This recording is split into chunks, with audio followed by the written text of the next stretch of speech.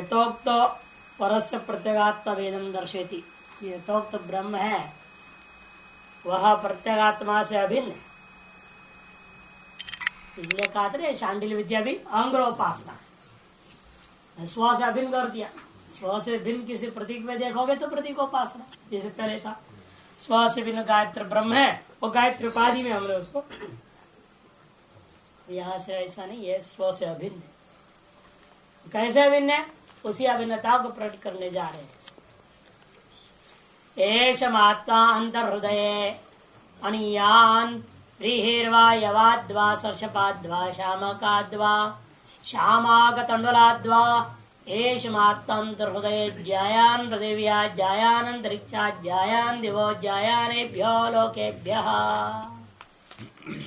वह यह जो आत्मा है और मेरा हृदय कमल के भीतर जो है रहता है। एषमात्मा अंतर्हृदय, वह जो आत्मा है वो कहाँ है? वो मेरे हृदय के भीतर में है। अभी यहाँ पर देखिए पूर्णतया अभेद नहीं है, मेरे हृदय के अंदर परिच्छिन्न ले रहा है, जीव भाव को ले रहा है। क्योंकि उपासना ही है, वो तो सीधा मुक्ति हो जाएगा साक्षात अभेद कर दिया जाए तो। अणियान व्रेह है, व्रेह है अणियान, री से धान से भी छोटा है, यवाद्वा जौ से छोटा है, सरसवा सरसों से भी छोटा है, श्यामा से भी छोटा है, श्यामा चावल से भी छोटा है। इतना छोटा चीज है वो, कहते नहीं इतना ही नहीं, दूसरे तरफ से विचार करके देखो तो वह यह जो मेरे हृदय में रहने वाला वो आत्मा ज्यायान पृथ्व्या, पृथ्वी से भी बड़ा है, ज्यान अंतरिक्षात, अंतरिक्ष से भी बड़ा है, ज्यायान दिवो, द्युलोक से भी बड़ा है, और क्या गिनाऊं मैं, इन समस्त लोगों की अपेक्षा से वो बहुत बड़ा, बहुत श्रेष्ठ, ज्येष्ठ सब कुछ। ये यथोक्त गुणों में मम आत्मा अंतर्हृदय हृदय पुंडरीक अंतर्मध्यणियान अणुतरो व्रीहिर्वा यवाद्वा इत्यादि। ये जो पूर्वोक्त यथोक्त गुण वाला यथोक्त गुण वाला जो है वो कैसा है? वो तो कहते कि भाई ये में आत्मा यथोक्त गुणों में माने मम आत्मा, यथोक्त गुणों वाला सर्वोपाधि में अनुभूयमान सर्वं खलुदं ब्रह्म इत्यादि से जो कहा गया था, और सर्वकाम है ना, सर्वरस सर्वगंध अनेकों विशेषणों से जो कहा हुआ, विशेषणों से विशिष्ट है ना। जहाँ विशिष्ट ब्रह्म को ले रहे हो, विशिष्ट ब्रह्म को अपने से अवैध कर रहे हो ना, इसलिए मुक्ति का साधन साक्षात नहीं हो सकता। एक विशिष्ट ब्रह्म है, सगुण ब्रह्म है, उससे अविन हो जाओ, मैंने वो देव भाव को प्राप्त कर रहा है, उस सगुण ब्रह्म को ही आप प्राप्त करेंगे। यहाँ वाक्य से तो और भी स्पष्ट हो जाएगा सारी बातें। मैं मैंने ममा आत्मा, मेरी आत्मा यथोक्त गुणों से विशिष्ट जो है ना, वही मेरी आत्मा है। कहाँ रहता है वो आत्मा तुम्हारी? कहते अंतर हृदय, हृदय पुंडरी का अंतर मध्य, हृदय पुंडरी के भीतर रहता है। अणियान अणुतरो, अणुतारे हो, अणुस्तुज्यास्त्योपदेश, परस्पर विरोध की आशंका को भी दूर करेंगे। एक तरफ कहते वो अत्यंत सूक्ष्म है, दूसरी तरफ कहते अत्यंत महान है, ये कैसे हो? उस पर विचार करेंगे। अब वाक्यार्थ कर रहे पहले अणुतरो व्रीहिर्वा यवाद्वा इत्यादि अत्यंत सूक्ष्म प्रदर्शनार्थ। वाक्य में उसे छोटा ऐसा नाप करके नहीं देखना, नापने की कोशिश की नहीं जा सकती है, इसलिए कह दिया एक सूक्ष्मत्व को प्रदर्शित करने के लिए इतना विकल्प से बता दिया। अनेक दृष्टांत श्यामाकाद्वा श्यामागतण्डलाद्वा परिच्छिन्न परिमाणाद अणियान इत्युक्ते अणुपरिमाणत्वं प्राप्त। लेकिन समस्या होगा श्यामाकाद्वा श्यामतण्डलाद्वा व्रीहिर्वा सरस्वाद्वा इत्यादि अंग के आधार पर ऐसे लगता है कि आत्मा परिच्छिन्न परिमाण वाला है। अरे वो भी कैसा परिमाण है इसका? अणियान इत्युक्ते अणुपरिमाणत्वं, और बहुत छोटा परिमाण है मालूम होगा। इस आशंका को दूर करते हुए नहीं आता तत् प्रतिषेधायारभते, इस अणु परिमाणत्व की परिकल्पना कोई करे उसी की आशंका को दूर करने के लिए श्रुति आरंभ करती है। ये समात्मा अंतर्हृदय, अंतर्हृदय में आत्मा जायान प्रतिभा इत्यादि ना, जाय परिमाणात् जायस्तम दर्शन अनंत परिमाणत्म दर्शति। वास्तव में अत्यधिक परिमाण का कथन करता हुआ जायस्तु को दर्शाते हुए श्रुति ने क्या कर दिया, अनंत परिमाण वाला है, ये बातें सिद्ध कर दिया। ईश्वर के अंदर भी सातिशय महत्व लक्षित है। यदि कोई ऐसा आशंका करे, कहते नहीं नहीं, ईश्वर के अंदर सातिशय महत् परिमाण नहीं है, वो निरतिशय महत् परिमाण नहीं है।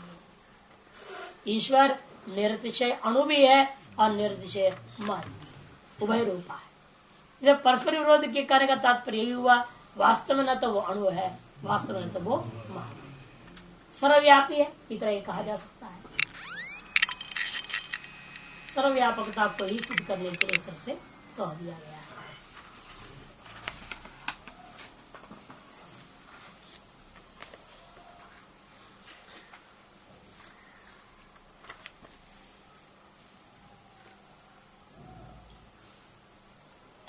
अब पूर्व पक्ष कहता है, आपने पहले मनोमय इत्यादि विशेषणों से कहा था, मनोमय इत्यादि ना ज्ञाने भी अलोप्य लोके बीत्यन्ते तो गुण लक्षण ईश्वरो ध्येयो न तो तद गुण विशिष्ट गुण विशिष्ट ईश्वर की उपासना नहीं करना, गुणोपलक्षित ईश्वर की उपासना, उपलक्षित है इन गुणों से लक्षित ईश्वर मैंने शुद्ध ब्रह्म की ओर जाएगा।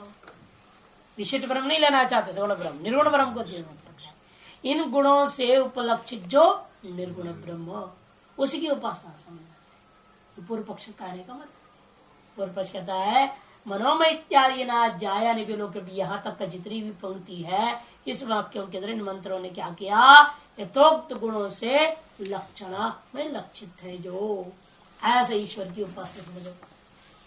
कोई ध्येय है न तो तदगुण विशिष्टा, और तत्त गुणों से विशिष्ट सवर्ण ब्रह्म की उपासना नहीं कहना।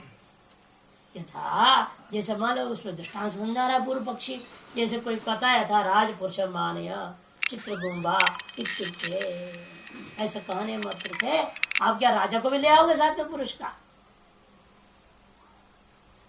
पुरुष के साथ राजा को भी नहीं लाते हो, आदमी के साथ वो चित्रगुम को नहीं लाते हो। ठीक उसी प्रकार यहाँ पर भी न विशेषण आनयन व्याप्रियते, इसलिए जैसा वहां पर विशेषणों का भी आनयन में किसी प्रकार का व्यापार नहीं होता, तद्दद्यापि ठीक उसी प्रकार यहाँ पर भी आप समझिए प्राप्तम। पूर्व पक्ष कहता है यहाँ पर भी इन विशेषणों को त्याग करके इन विशेषणों के अंदर लक्षित जो अन्य पदार्थ ईश्वर निर्गुण ब्रह्म है वही उपास्य होना चाहिए, विशिष्ट जो सगुण ब्रह्म को उपास्य नहीं मानना।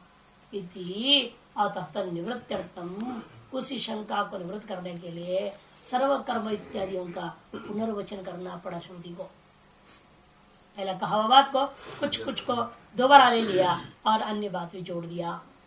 सर्वकर्मा सर्वकाम सर्वगंध सर्वरस सर्वमिदमभ्यात्मवाक्यनाद एषमात्मन्तर्हृदये एतद् ब्रह्म एतम् इतः प्रीत्यभिसंभविदास्मीति यस्य स्यादद्धा न विचिकित्सास्तीति हस्म आह शांडिल्य शांडिल्यः। इसलिए इस विद्या का नाम शांडिल्य विद्या। ये नहीं, पहला आपने मधु विद्या पढ़े, फिर गायत्री विद्या, मधु विद्या भी अंग्रोपासना, गायत्री विद्या प्रतीकोपासना, और शांडिल्य विद्या ये भी अंग्रोपासना। सर्वकर्मा सर्वकाम सर्वगंध सर्वरस सर्वमिदम अभ्यात्व वाक्यनाद्रा, ये सब तो आपने पढ़ा है, ये वही अर्थ समझना है। एषम आत्मंतर्हृदय, और यह जो आत्मा मेरे हृदय में है, यहाँ तक तो वही का वही सब अनुवृत्ति कर दिया, दोबारा पुनर्वचन किया है। पूर्व पक्षी का आशंका जो निर्गुण ब्रह्म का निषेध करने के लिए सगुण ब्रह्म ही का उपास्य है, ये बात सिद्ध करने के लिए एतद् ब्रह्म, यही ब्रह्म, सर्वम कलम ब्रह्म से जो शुरू हुआ था वो ब्रह्म वो यही है, अर्थात सगुण ब्रह्म को यहाँ ब्रह्म शब्द प्रयोग होता है। ये तम इतः प्रेत आ गया ना, यहाँ से मर के निकल जाऊंगा, निकल के जाऊंगा, कहाँ जाऊंगा, ये तमेव अभिसंवितास्मि, इसी सगुण ब्रह्म को ही मैं प्राप्त करूंगा। ये कहाँ हो सकता है, सगुण ब्रह्म होता भी ना, निर्गुण ब्रह्म होगा तो कहाँ से आएगा, यहाँ से मर के निकलूंगा और उसे जाकर के प्राप्त करूंगा, ये बात कैसे ठीक है। ये तभी हो सकता है जब सगुण ब्रह्मोपासना न जाए, नहीं तो नहीं हो सकता। इसलिए कहते हैं इतः प्रीत्य, यहाँ से मरने के पश्चात एतमेव, ये जो ब्रह्म है आत्मा मेरे हृदय वाला जो था वही वह जो सगुण ब्रह्म रूप में मैंने उपासना किया है, उस सगुण ब्रह्म को ही मैं प्राप्त करूंगा। इति यस्य स्यादद्धा न विचिकित्सास्ति, जिसके हृदय में ये निश्चय है और ऐसा निश्चय के साथ साथ कोई संशय भी नहीं है, वह व्यक्ति अवश्य ही उस सगुण ब्रह्म को प्राप्त करेगा। ईश्वर की प्राप्ति उसे होती ही है। अस्ति इति ही स्वाहा न विचिकित्सास्ति, उसके अंदर कोई संशय नहीं है, निश्चित से ऐसे व्यक्ति को प्राप्त होता है। ऐसे कौन कह रहा है, शांडिल्य, शांडिल्य, ऐसे शांडिल्य ने कहा है।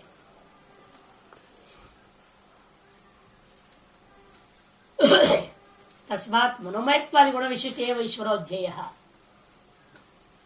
इस पुनर्वचन के आधार पर ज्ञापन हो गया मनोमयत्वादि गुण से विशिष्ट जो ईश्वर है वही यहाँ सगुण ब्रह्म ही ध्येय है। अतएव षष्ठ सप्तमी तत्वमस्ये आत्मवेदन सर्वमिति न स्वराज्य विशिंचति। इसलिए छठे अध्याय और सातवें अध्याय में जिस प्रकार से है तत्वमसी है, भूमा विद्या है, उन जगहों के जैसा यहाँ पर नहीं है। अतवेदन सर्वमिति न स्वराज्य विशिंचति, या स्वस्वरूपात्मक जो स्वराज्य में कभी अभिषिक्त नहीं होता, अर्थात पूर्ण ब्रह्मानुभूति प्राप्त नहीं हो सकता। क्यों? येषमात्मा, जो कहा येष मो आत्मा, ये मेरी आत्मा। अभी तो अज्ञान बहुत बड़ा पड़ा है, मेरी आत्मा बोल रहा है ना? तो और एतत् ब्रह्म एतम इतः प्रेत्य विसमिता अस्मिति, दो बातें हैं। ये तो मेरी आत्मा कह रहा है, और दूसरा अरे उस ब्रह्म को मैं यहाँ से जाने के बाद प्राप्त करूंगा, एक लिंगा न तो आत्म शब्द प्रतिघात उचित। इसलिए यहाँ येषमात्मंतर हृदय, यहाँ आत्म शब्द से साक्षात प्रतिघात्म नहीं लेना, विशिष्ट आत्मा को ले रहा है, कर्तृत्व कर्म कर्तृत्व विशिष्ट आत्मा को ले रहा है। मम इति षष्ट्या संबंधार्थ प्रत्यायकत्वाद एतम अभिसंवितास्मिति च कर्म कर्तृत्व निर्देशा। एक तो मम है यहाँ पर, मम कह दिया है, ये विज्ञापन करता है। सर्ववाची आत्म शब्द प्रयोग होने से भ्रांति हो सकता है, लेकिन यहाँ जीव रूपत्व को ही लेना चाहिए।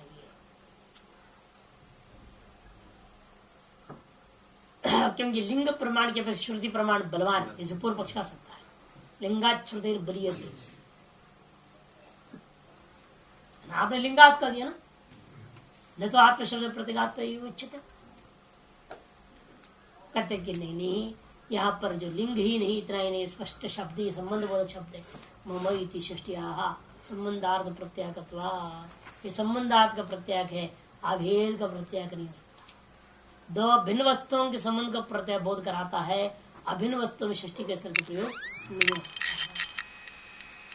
इसलिए यहाँ पर लिंग भी श्रुति की अपेक्षा से प्रबल हो गया। इतना ही ने एक और प्रमाण भी दिया, एतम अभिसंविता स्मृति च, एतम कर्म है, एतम उस ब्रह्म को मैं प्राप्त करूंगा। कर्म और कर्तृत्व रूपा साक्षात निर्देश भी है। प्रापणीय सगुण ब्रह्म को एतम करके कर्मणी प्रयोग कर दिया, और समविता अस्मि ऐसे कर्तृत्व करके नहीं कर रहा है। इस तरह से कर्म कर्तृत्व प्रयोग को निर्देश करने से विज्ञापन होता है, यह तो निर्गुण ब्रह्म का विषय नहीं है। लेकिन वहां भी तो कहा है अथ संपत्ति से, छठे अध्याय में भी मरने के बाद में विधेय मुक्त हो जाऊंगा, ये क्यों कहा? सदा समितदा संपन्नो भवति अथ संपत्ति से, ऐसी क्यों कहा? नन्वी षष्ठे भी अथ संपत्ति सत्संपत्ति है कालांतरी तत्व दर्शयति, वहां तो कालांतर में ही सत के साथ अभेदता की कथन किया हुआ है।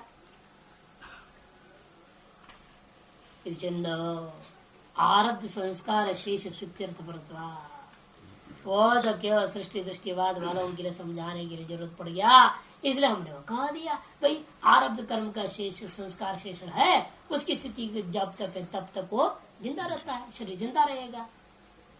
इसलिए ये नहीं कि वो ब्रह्म बाद में हो जाए, स्पष्ट है ना। जिस क्षण अनुभूति उसी क्षण हो गया, मामला समाप्त है, उसके अंदर जगत है ना कुछ भी नहीं, सब मामला। ये जो पूछ रहा है ना उसके लिए कहना पड़ता है, हाँ भाई तुम्हारे लिए, फिर तुम्हारे दृष्टिकोण से अभी अनेक जीव है, संसार है, सब है, हमको जीवन मुक्त आचार्य कहाँ से मिलेंगे, तो ठीक है तुम्हारे लिए कल्पना कर लेते हैं, फिर उसका शरीर अभी जिंदा है। तो ज्ञानी का शरीर एक व्यवस्था कल्पना करनी पड़ेगी। कब तक रहेगा अभी? जब तक जो शरीर का आरंभ प्रारब्ध कर्म के कारण से शरीर चलेगा, जब तक उसे प्रारब्ध कर्म है तब तक वो जिंदा रहेगा। ये सब व्यवस्था देनी पड़ेगी। ये तो अजातवाद में चले जाओ, जहां ब्रह्म हो गया उसके लिए संसार ही पैदा नहीं हुआ। कहाँ प्रारब्ध कर्म, कहाँ शरीर, कहाँ कुछ, कहाँ जिंदा रह रहा, कौन जिंदा रह रहा, ये सब बनता ही नहीं है।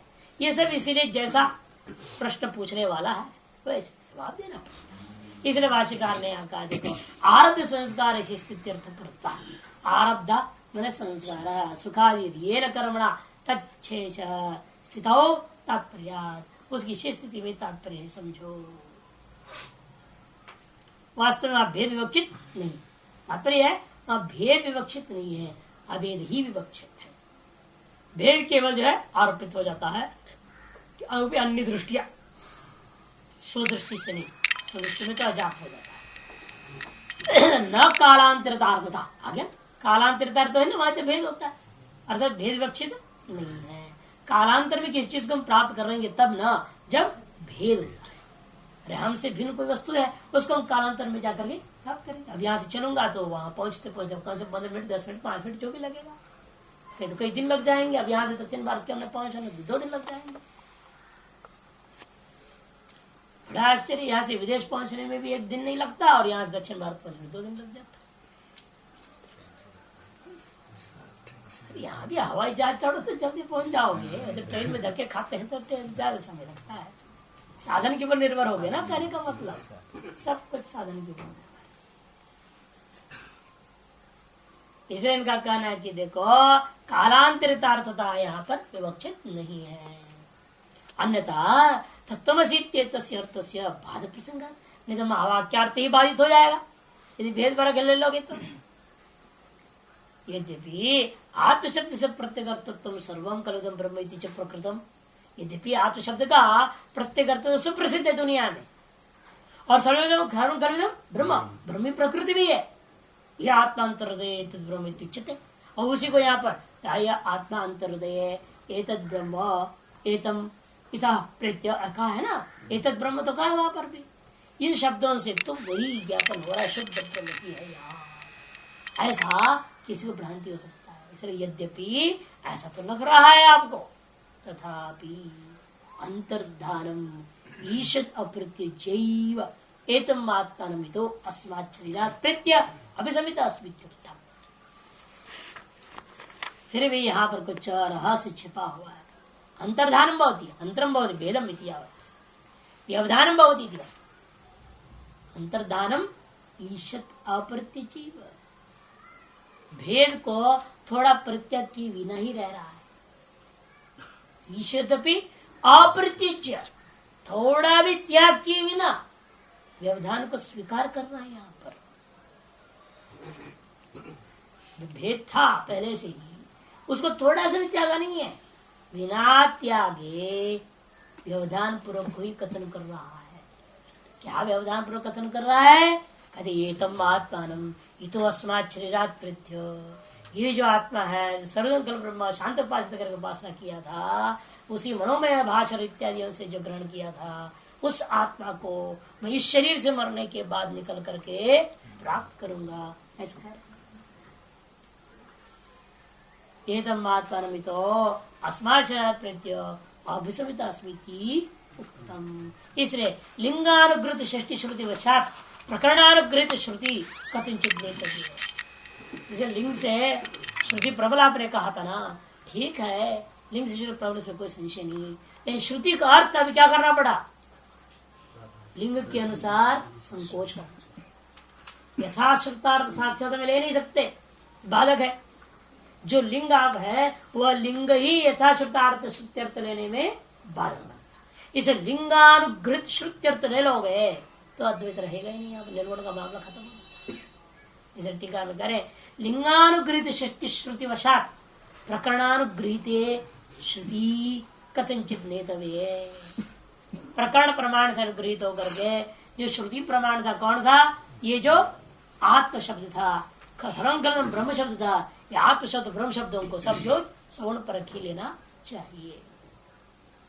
प्रकरण श्रुतिभ्याम लिंग श्रुति और बलवत्वाद, प्रकरण विशिष्ट श्रुति की अपेक्षा से लिंग विशिष्ट श्रुति क्या हो जाता है, ज्यादा प्रबल हो जाता है।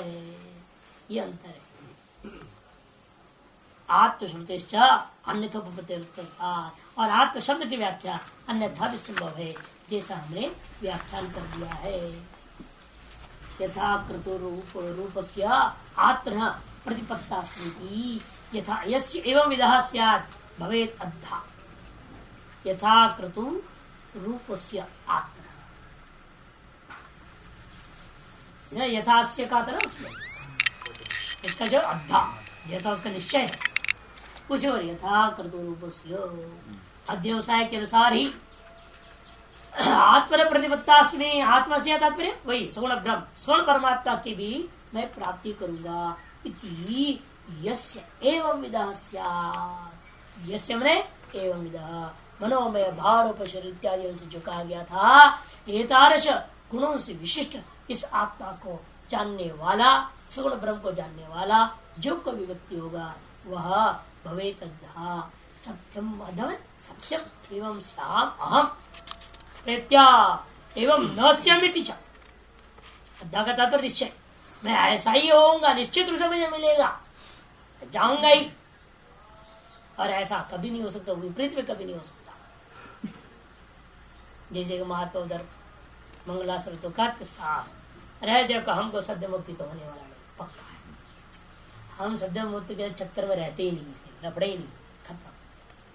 तो क्या करोगे महाराज, कैसे होएगा? अरे गारंटी है हमारा, हम तो यहाँ से मरने के ब्रह्म लोग जाएंगे, पक्का है। हम जाओगे? हाँ बिल्कुल। तो ब्रह्म चिंतन करते हैं, योग वाचिक रोज सुनते हैं, हम जानते जगत मिथ्या, भंडारा कहीं है। अरे लोग कितने दृढ़ निश्चय है, इसी निश्चय से मरेंगे ना, निश्चित से पहुंच जाएगा ब्रह्म। यथाकृत रूप है सब कुछ। वो कहता है कि बिल्कुल पक्का है हमको, हम तो ब्रह्म लोग जाएंगे, ब्रह्म लोग जाने के बाद वहां ब्रह्मा जी जब हमको कहेंगे ना तुम ब्रह्म हो, तो उसी समय में ब्रह्म हो। बाकी यहाँ के लोग जितने भी कहते रहते खुद ही नहीं है, हम बोलने से क्या होता है। साफ कहता है, खुद ही हुए नहीं कभी तक, सड़क में बकवास करते, पुस्तक पढ़ पढ़ के बोलते हैं। इनके कहने से क्या असर करेगा हम लोग, हम भी बोले हाँ हम ब्रह्म बोलते रहे, अहंकार होगा कुछ नहीं। इसलिए कहते गारंटी उसको बिल्कुल स्पष्ट है, ऐसा दृढ़ निश्चय, सत्यम एवं श्याम अहम प्रत्या, मरने के बाद अवश्य यही रूप परमात्मा सगुण ब्रह्म रूप को ही मैं प्राप्त करूंगा ही, एवं न श्याम, और इसके विपरीत कभी नहीं हो सकता।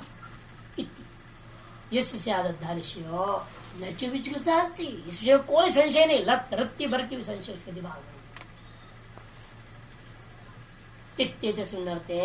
क्रतुफल संबंधे सततैव ईश्वर भाव प्रतिबद्ध। इस प्रकार से क्रतु और फल के संबंध में जिस प्रकार दृढ़ निश्चय हो जाए, स वह उपासक वह साधक निश्चित रूप से तथैव ईश्वर भाव प्रतिबद्ध, उसी प्रकार के ईश्वर भाव को वो प्राप्त कर लेता है।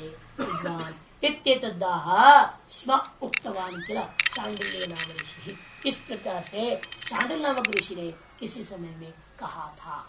निरभ्यास आदरार्थ, ऋषि का जो नाम 2 बार जो पाठ किया, इस विद्या की समाप्ति का द्योतक भी है, साथ साथ उस विद्या के प्रवर्तक और जो है महर्षि का प्रति आदर को प्रकट करता, सम्मान करता। अब वैवाहिक संबंध फिर करने जा रहे हैं। गायत्री उपासना आपने पढ़ा था, गायत्री उपाधिक ब्रह्म उपासना, उसमें जो कुछ भी कहना थोड़ा बातें बाकी रह गई है वो यहाँ पर गायत्री विद्या का ही अंकुत वस्तु को वहां पर फल में कहा था कुले वीरो चाहिए ये कहा। उसकी ऐसा गायत्री उपाधि ब्रह्मोपासक के कुल में वीरवान पुरुष पैदा हो जाता है। पैदा तो हुआ और बाद 5-10 साल मर गया, तब क्या फायदा? पैदा तो हो जाता है, लेकिन पैदा हो के ज्यादा लंबा न रहे तो व्यर्थ हो जाएगा। क्या आयु के लिए तो कोई उपासना हुई नहीं, पुत्र तो प्राप्त हो जाएगा, लेकिन पुत्र की आयु के लिए, और पुत्र का आयु भी मान लो कर दिया आपने, स्वयं की आयु ना होता, आप पैदा हो गए, बेटा पैदा हो गया, आप चले गए, अभी कोई फायदा नहीं। इसे दोनों की आयु, पुत्र का आयु और स्व की आयु की अभिवृद्धि के लिए उपासना।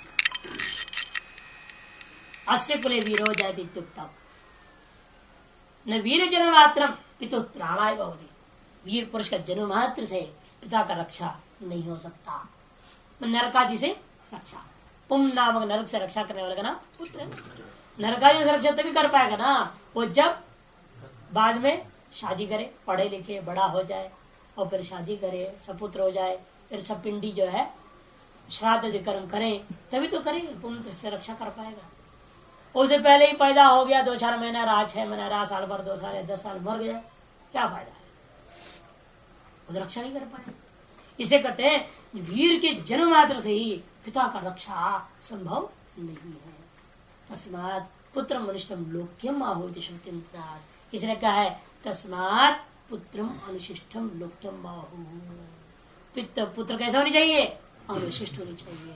ऐसा अनुशिष्ट पुत्र ही विभिन्न लोगों को प्राप्त कराने वाला होता है, ऐसे अन्य श्रुतियों में कहा भी गया है।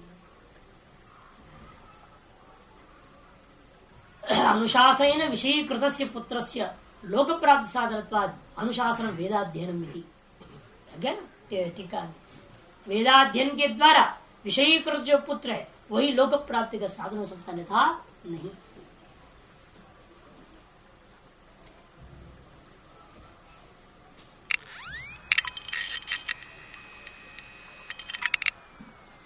अतः तद दीर्घायुष्ठम कथम स्यात् इत्येवम् अर्थम। ऐसा जिसलिए उस पुत्र का दीर्घायु कैसा हो गए, इत्येवम् अर्थम, इसी अर्थ के लिए इसी प्रयोजन को देखते हुए कोश विज्ञान आरंभ, आगे जो है कोश विज्ञान कोशोपासना आरंभ किया जा रहा है। तो फिर पहले आप इसको क्यों नहीं बोल देते, सारे इकट्ठे बोल देते गायत्री विद्या के संबंध में, बीच में शांडिल्य विद्या को क्यों घुसाया? प्रतीकोपासना संबंधी जो भी मामला था वे गायत्री संबंधी है ना, कोई अन्य प्रतीकोपासना भी आरंभ नहीं कर रहे हो,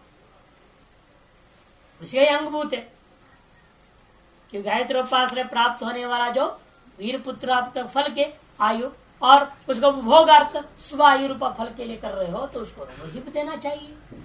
बीच में शांडिल्य विद्यालय और फिर व्यवहित करते जो गायत्री अंग को कथन कर रहे हो, ये तो उचित नहीं है। जब सिद्धांत कहता बात काला को ठीक है, अभ्यर्थ विज्ञान व्यासंगार अनंतरमेव नोक्तम तो इदानीम आरभ्यते। समस्या ये हुआ अभ्यर्थ विज्ञान की जो ना वहां पर व्यग्रता आ गया। जैसे गायत्री उपाधि को ब्रह्म की उपासना सुना, उससे प्राप्त होने फल को सुना तो क्या मन में जिज्ञासा बढ़ गई, अरे फिर तो हम ईश्वर भी बन सकते हैं, वो कैसा होगा, हम ईश्वर कैसे बन पाएंगे, ये मन में एक व्यग्रता खड़ी हो गई। जैसे गायत्री उपाधिक ब्रह्म की हमें प्राप्ति हो सकती है, यदि इस तरह के सोपाधिक ये किंचित उपाधिक ब्रह्म प्राप्त हो सकता है तो सर्वोपाधिक ब्रह्म क्यों नहीं प्राप्त कर सकता मैं? ये मन में जिज्ञासा उठी, वो जिज्ञासा पूरा केवल श्रुति भी सोच रहे हैं, हम सीधा गायत्री का बाकी बातें कहेंगे उसको बोलो कहेंगे क्या हमारे मन तो हम ये चाह रहे हैं सीधे सर्वोपाधिक ब्रह्म बनना, और ये गायत्री उपाधिक ब्रह्म की घसीट रहे और बात और थोड़ा और थोड़ा और थोड़ा कहां तक खींच चलेंगे। इसलिए क्या होता है, प्रसंग विज्ञान है ना, यहाँ पर प्रसंगत क्या, स्मृत से उपेक्षा नोत्तम प्रासंगिकत्व, स्मृति की उपेक्षा करने योग्य नहीं होता है। अब उसने अगला शून्य वाले के अंदर एक जिज्ञासा पैदा हुआ, यह किंचित उपाधिक ब्रह्म की अपेक्षा से मैं सर्वोपाधिक ब्रह्म की उपासना जानना चाहता हूँ। उसी के जिज्ञासा को शांत करने के लिए सर्वोपाधिक ब्रह्म की पहले उपासना शांडिल विद्या कथन किया, और अब अवशिष्ट जो अंग शेष रह गया उस गायत्री अंगों को कथन करने जा रहे हैं। इसे अभ्युत विज्ञान मैंने यत्किंचित उपाधि की अपेक्षा से सर्वोपाधिक पर क्या है? श्रेष्ठ, अभ्यर्थ, पूज्य। अभ्यर्थ मैंने पूज्य, श्रेष्ठ विज्ञान की व्यासंगात करते नीचे दे रहे गायत्री उपाधि ब्रह्मोपासन से कौक्षे ज्योतिषी आरोप्य परब्रह्मोपासन में अभ्यर्तम। गायत्री उपाधि ब्रह्मोपासना के अंदर यही कौक्षीय ज्योतिषी आरोप्य, कुक्षस्थ ज्योतिष में, ज्योतिर्मय पदार्थ में आरोपण करने की अपेक्षा से परब्रह्मोपासना ज्यादा श्रेष्ठ महसूस हुआ। मनोमय गुण का ब्रह्मोपासना अंतरंगम, इसलिए मनोमय गुण को ब्रह्मोपासना वह पर ब्रह्मोपासना की अपेक्षा से अंतरंग है। तथा तद्वचन वैग्र्या, इसलिए गायत्री उपाधि ब्रह्मोपासना सुनती व्यग्रता आ गई मन में। अनंतर में कोश विज्ञानम नोक्तम, इसलिए अव्यवहित उत्तर काल में हमने कोश विज्ञान को नहीं कहा है। निवृत्तित्व व्यासंगे, तारस व्यग्रता का निवृत्त हो जाने के बाद तद दृष्टि विदानीम यथोक्त फल सिद्ध्यर्थम उच्यते। उस दृष्टि को अब जाकर के हम यथोक्त जो पूर्वोक्त फल जो था वीरवत्तर पुरुष, पूर्ण आयु विशिष्ट वीरवत्तर पुरुष के लिए ही अब उपासना आरंभ किया जाता है।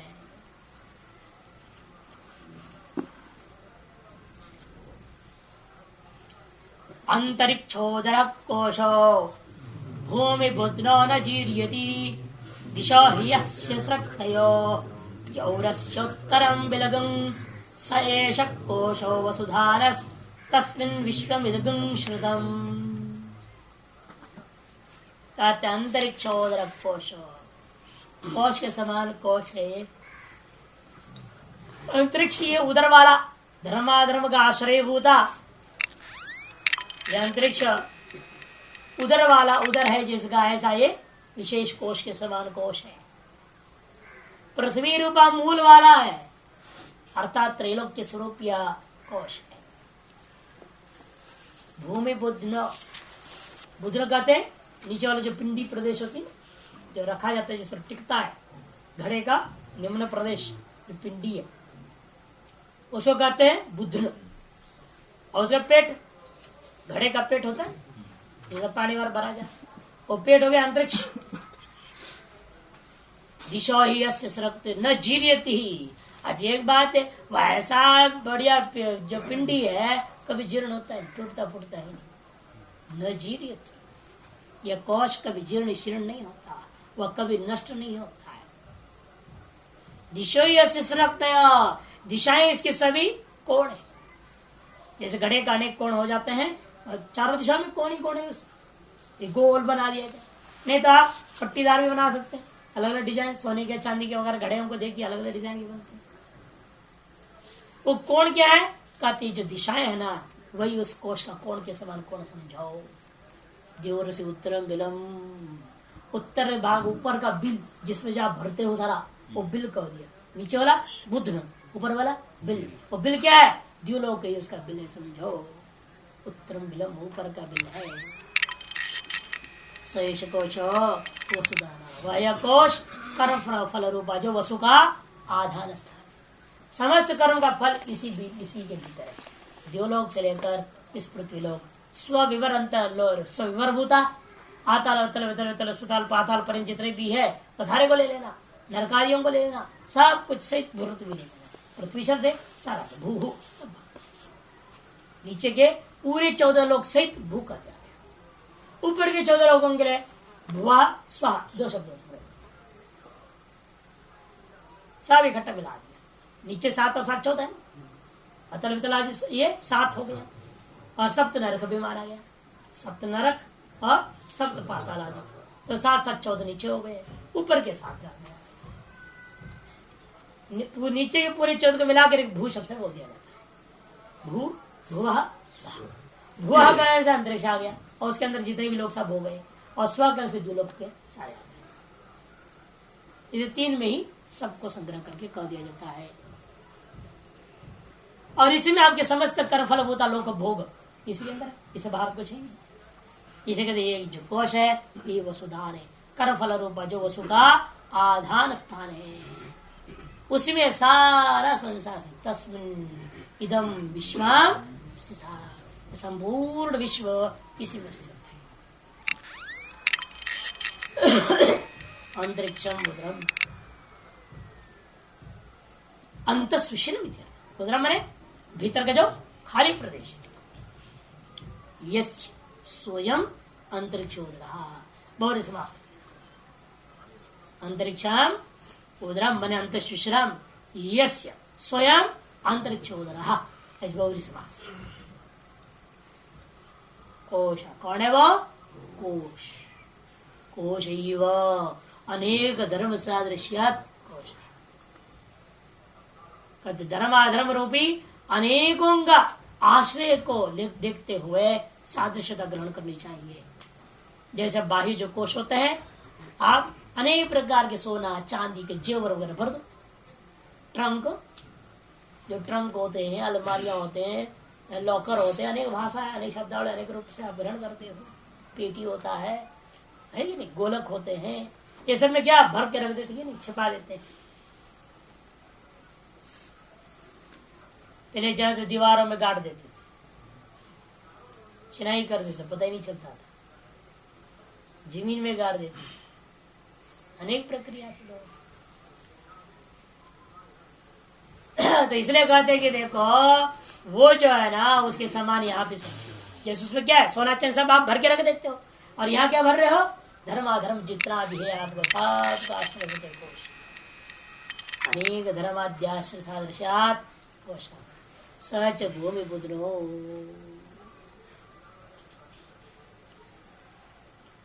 अनेक धर्म की सादृश्य क्या है? क्या क्या धर्म सदृश है? यहाँ बाह्य कोश से यह विश्व कोश में क्या सादृश्यता है? अनेकों चीजों की सादृश्यता है। आपने कह दिया अनेक धर्मों की सादृश्यता है। कौन से धर्म की सादृश्यता है? यहाँ बुद्ध होता है, वहां बुद्ध कौन है? उधर तो आपने बता ही दिया है, अंतरिक्ष उधर। कहीं बुद्ध तो बताया नहीं, बिल तो बताया नहीं, चारते ही कि जो दीवार के समान जमा रहता है वो जो बताया नहीं कोणों को, फिर कैसे टिकेगा? आकाश के टिकेगा? आकाश रूपी कोश में सब बह जाएगा। कुछ शक्तियां चाहिए, कोण चाहिए, तो ये सब तो बताया नहीं आपने, केवल पेट पेट बता दिए, और बाकी चार और बताइए, तब सादृश्यता घटेगी। अनेक धर्मों की सादृश्यता है का मतलब यही है, बुद्धत्व, उदरत्व है ना आपका, शक्तित्व, बिलत्व, वसुधानत्व, ये सब धर्मों की सादृश्यता आपको दिखाई दे रहा है। सच भूमि बुद्धनो, भूमि बुद्धनो मूलम यश सा भूमि बुद्धनो, भूमि में पृथ्वी लोक ही बुद्ध है, मूल है, जिसका पिंडी के समान पिंडी है जिसका, उसको कहते हैं भूमि बुद्धनो, कोश का विशेषण। न जीर्यति न विनश्यति त्रैलोक्यात्मक, अरे कोश है ना, कभी नष्ट नहीं हो। क्यों? त्रैलोक्यात्मक, त्रिलोकात्मक होने के नाते ये कोश कभी नष्ट नहीं होता। सहस्र कालावस्था, 1000 युग काल पर्यंत रहने वाला है, एक कल्प पर्यंत पूरा टिकेगा। दिशो ही अस्य सर्वासत्य कोण, ऐसी कोण क्या है? चारों तरफ की दीवार का जो दिशाएं है ना, यही इसको चारों तरफ दीवार के समान दीवार है, कोण के समान। अरे बिल तो चाहिए, ऊपर से भी बंद हो जाए तो क्या होगा? गोल बना दे तो क्या फायदा होगा? पिंडी बना दी और चार से गोल बंद कर दिया, बॉल बना दे फुटबॉल, तो कैसे चलेगा? कहीं कहीं ऊपर से फुटबॉल में भी होता है छेद, ऊपर नहीं होता, प्रकाश से हवा भरोगे, हवा भरने के लिए कोई जगह तो छोड़ेंगे। इसलिए यहाँ पे तो कहीं से तो हवा भरना है, कर्मफल। तीसरे कहते उसके लिए छेद कहा है, देव रस्य कोश से उत्तरम ऊर्ध्वम बलम, द्यूलोक इस कोश का उत्तरम रे ऊर्ध्वम बिलम, ऊपर का बिल के सदृश बिल समझो। सये गुणा कोशो, आगे ना इतने धर्मों की सादृश्यता बता दिया है आपको।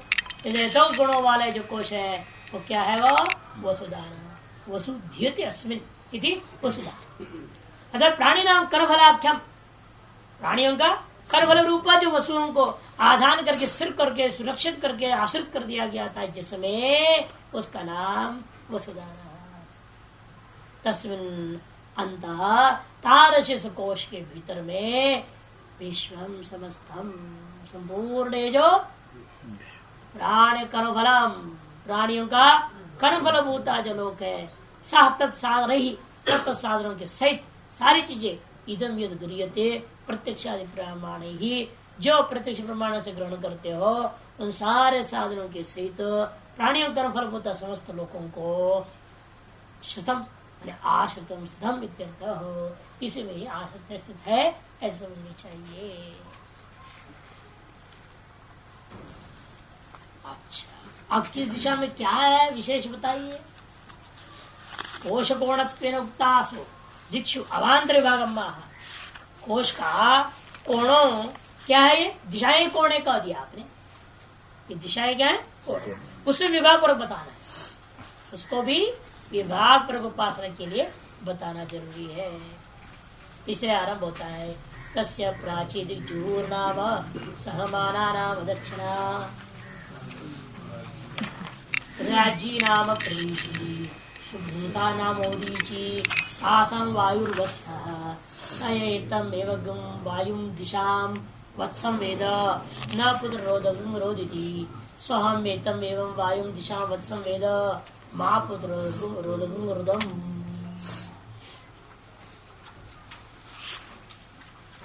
उस कोश की पूर्व दिशा जुहू नाम वाली है, क्योंकि कर्मी लोग पूर्वामुख होकर के होम आदि के लिए करने के लिए जुहू पात्र को धारण करते हैं। इसे पूर्व दिशा में आप जुहू पात्र की भावना करें। राज्य नाम नहीं सहमाना नाम शांत्याम पाप कर फलानी, पाप कर्म जितने भी उसको पोका होगा यमपुरी, उसे भी जो 7 नरक वहां पर गिना गया उनमें उसको पकौड़ी से पकाते, किसी कुछ करते किसी कुछ करते, बड़ा विलक्षण कहानी आया है भागवत में वर्णन किया है। नहीं, वो जो यमपुरी है वो यमपुरी कहाँ है, दक्षिण दिशा में। इसे सहमाना, जिस अपने पाप फल भोग को सहन करने योग्य शरीर प्राप्त होने से उस दिशा का नाम सहमाना हो गया। तारस यमपुरी संयमनीपुरी, विशिष्ट जो सर्व पाप सहन रूपा जो गुण विशेष विशिष्ट को दृष्टि करना है दक्षिण दिशा में। राज्य नाम प्रतीची, और पश्चिम दिशा में राज्य, क्यों, क्योंकि वहां दिग्गों का राजा पश्चिमा दिग्ग राज्ञी राज्ञा वरुणेन अधिष्ठिता संध्या राग योगाद्वा, क्योंकि वरुण है राजा, कौन है वरुण, उस राजा वरुण के द्वारा अधिष्ठित होने से अथवा संध्या के राग से रंग से रंजित होने के कारण से भी उसको राज्य कहा जाता है। अतः पश्चिम दिशा में क्या होता है, सूर्यास्त के रंग से रंजित हो जाता है पश्चिम दिशा, रंग से रंजित दिशा होने के नाते राज्य दिशा उस दिशा का नाम है। उसी दृष्टि से उसको देखनी चाहिए। अतः वर्ण रूपी इंद्र का दिशा है, वर्ण रूपी जो राजा का दिशा है पश्चिम दिशा, इसे वर्ण राजा का दृष्टि पश्चिम दिशा में करनी चाहिए। सुभूता नाम उदीची, भूता माने भूतिमत भी, अनेक प्रकार का ऐश्वर्य, कुबेर आदियों से अधिष्ठित राज इंद्र का दिशा है उत्तर दिशा, इसलिए सुभूताना दृष्टि नाम गुण से उत्तर दिशा में दृष्टि करनी चाहिए। सुष्टु सुंदर सुंदर, भूति माने ऐश्वर्य, संपन्न दिशा का नाम सुभूता दिशा। तासाम वायु वत्सः, इस प्रकार से इन चारों दिशाओं का स्वरूपभूता जो अंतरिक्ष उधर है उसका पुत्र कौन है, वायु, जो इसके अंदर सत्ता है। मातृ अंतरिक्ष श्वेती थी मातृश्व, इसलिए वायु का नाम मातृश्व। इस अंतरिक्ष में भ्रमण करने वाला है। कौन अंतरिक्ष की गोद में भ्रमण करेगा, माँ के गोद में कौन बैठता है, पुत्र ही तो बैठता है। इसलिए कहते हैं यहाँ पर भी अंतरिक्ष का गोद में बैठा हुआ जो वायु है ना, उससे पुत्र दृष्टि करनी चाहिए।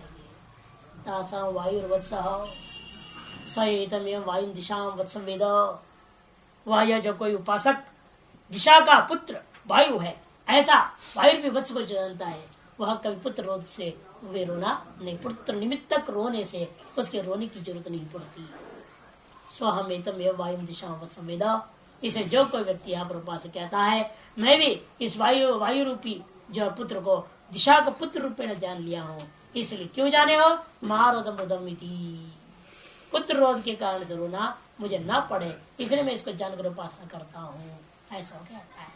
उसके लिए भी ऐसे यजमान जिस प्रकार से दृष्टि कर रहा है और उपासना कर रहा है, जीव पात्र में उत्तर दृष्टि कर दिया, सुभूता और आपकी जो है सहमाना और अंत में राज्य।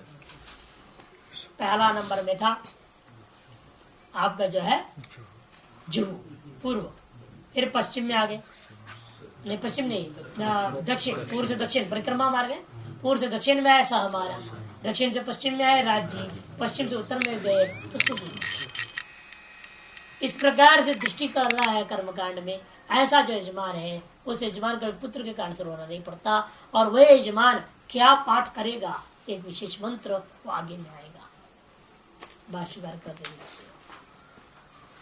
तस्यास्य प्राची प्रागतो भागो, पूर्व दिशा में और गया वजो भाग, इस अंतरिक्ष का पूर्व दिशा संबंधी जितने भी भाग वह जुहूर नाम जुवती अस्यान दिशी, क्योंकि उसी पूर्व दिशा में स्थित खड़े और विमुख होकर के खड़े होकर के जुहू नामक पात्र के द्वारा दिशी कर्मिण गौण कर्मी लोग करते हैं, प्राम का संत इति, इसलिए इस दिशा का नाम भी जुहूर नाम। सहमान नाम सांत्याम पापकर फलानी यमपुरियाम प्राणी रही सहमान दक्षिणा दे, पाप कर फलों को यमपुरी में समस्त प्राणी सम्यक प्रकार से उपभोग करके सहन कर लेते हैं, इसे इस दिशा का नाम सहमाना समझो। सहमानत्व गुणों से विशिष्ट दक्षिण दिशा का दृष्टि करनी चाहिए। द राज्य नाम वृदिची, पश्चिमा दिक राज्ञी, राज्य वर्णेन अधिष्ठिता, राजा वर्ण के अधिष्ठित होने से उसको राज्य कह दिया गया, अथवा संध्या राग योगत्व राज्य, या रंज धातु से बनेगा तब राजन, राज्य दीप्ता से पहले ले लिया, फिर रंज धातु से राजन बना के राज्य बनाया, तब तो दिया संध्या राग योगात्व।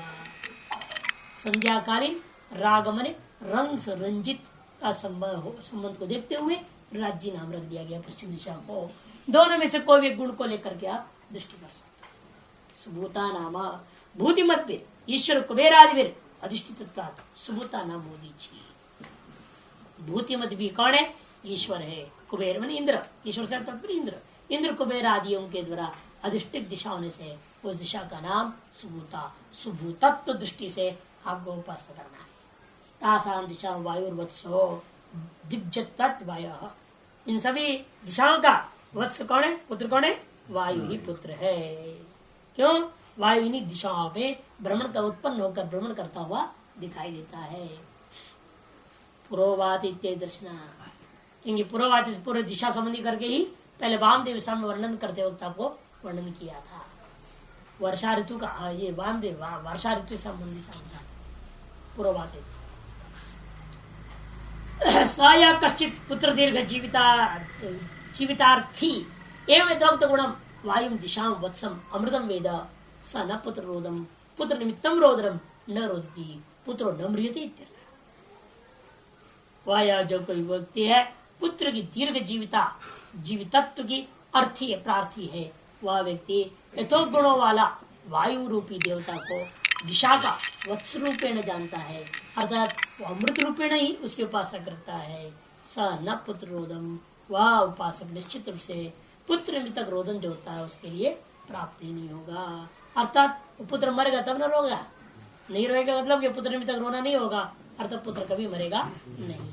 उसकी जीत जी, बाप का जीत जी पुत्र नहीं मरेगा। यदि एवं विशिष्टम कोश दिग्वत्स विषय विज्ञानम, एतार्श कोश के दिग, कोश का जो कोण रूपा जो दिशाएं उसको पुत्र रूपा वत्स का विषय ये जो उपासना था, विज्ञान था, ये इतना विशिष्ट है ये। अतः सोहम, इसी कारण से मैं भी, वो यजमान कहता है मैं भी पुत्र जीवितार्थी, मैं भी पुत्र जीवितार्थी होने के नाते एवमेव एतम वायु दिशा वत्सम वेद जाने, इसी प्रकार का गुणों कोश और कोश की दिशाएं, दिशाओं के पुत्र होता वायु को मैं उसी पुत्र रूपेण अमृत रूपेण जानूंगा। तो महापुत्रोदम हृदम महाहृदम पुत्र मरण निमित्तम पुत्र मरण निमित्त जन रोना कभी मुझे प्राप्त न होवे। पुत्रोद मम पुत्र निमित्त रोना मेरे को कभी प्राप्त न होवे, ऐसा प्रार्थना करता है।